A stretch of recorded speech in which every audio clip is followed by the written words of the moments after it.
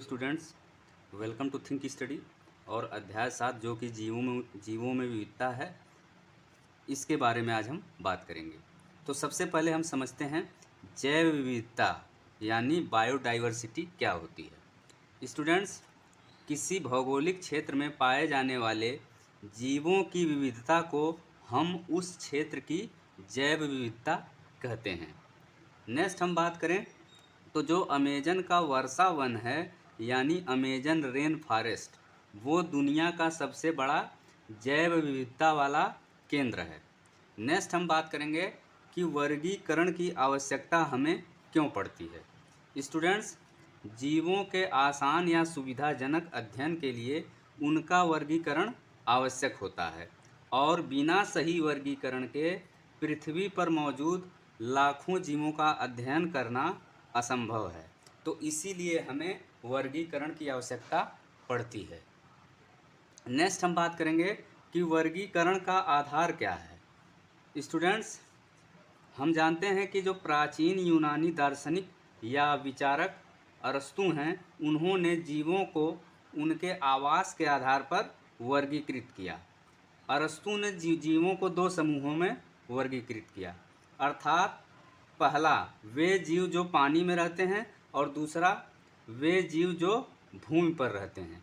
लेकिन किसी विशेष जीव को किसी विशेष समूह में शामिल करने के लिए उनका वर्गीकरण बहुत सरल और न्यायोचित नहीं था।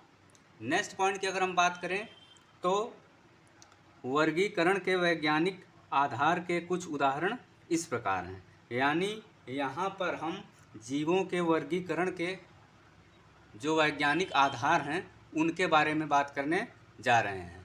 पहला जो है केंद्रक का संगठन यानी ऑर्गेनाइजेशन ऑफ न्यूक्लियस। तो इसके आधार पर भी जीवों को वर्गीकृत किया गया है। तो आइए हम समझते हैं कि केंद्रक का संगठन यानी ऑर्गेनाइजेशन ऑफ न्यूक्लियस क्या होता है। स्टूडेंट्स, हम जानते हैं कि किसी जीव में केंद्रक व्यवस्थित भी हो सकता है और नहीं भी। इस आधार पर जीवों को दो समूहों में विभाजित किया जा सकता है। किसके आधार पर? केंद्रक के आधार पर। तो पहला है यानी ए प्रोकैरियोट्स और दूसरा यूकैरियोट्स यानी बी यूकैरियोट्स। अगर हम ए की बात करें प्रोकैरियोट्स की, यानी अगर हम प्रोकैरियोट्स जीवों की बात करें तो बैक्टीरिया जैसे कुछ जीवों में कोशिका का केंद्रकीय क्षेत्र बहुत कम स्पष्ट होता है, क्योंकि इसमें केंद्रक झिल्ली नहीं होती। और ऐसे अस्पष्ट केंद्रकीय क्षेत्र में केवल क्रोमैटिन पदार्थ होता है और ऐसे क्षेत्र को हम क्या कहते हैं? केंद्रकाय कहते हैं। और ऐसे जीव जिनकी कोशिकाओं में केंद्रक झिल्ली नहीं होती उन्हें हम प्रोकैरियोट कहते हैं। स्टूडेंट्स, इस फिगर में आपको प्रोकैरियोटिक कोशिका को दिखाया गया है। इस फिगर में आप प्रोकैरियोटिक कोशिका को देख सकते हैं। स्टूडेंट्स, अब हम बात करेंगे यूकैरियोट्स जीवों की। अब हम किसकी बात करने जा रहे हैं? यूकैरियोट्स की।